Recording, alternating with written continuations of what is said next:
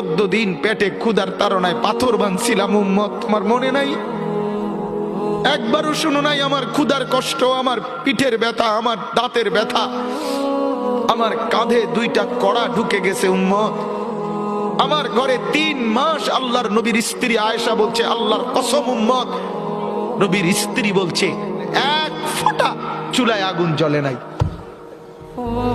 নওজোয়ান আপনারা বলেন বাপ, আজকে যাদের 1 বছর 6 মাস 2 বছর কোনদিন ফজরের নামাজ পড়েন না, দিনের পর দিন রাতের পর রাত যায়, এভাবেই 6 মাস, এভাবেই 1 বছর, এভাবেই 2 বছর, আপনি জানেনও না ফজরের ওয়াক্ত হয় কখন, ফজরের জামাত হয় কখন।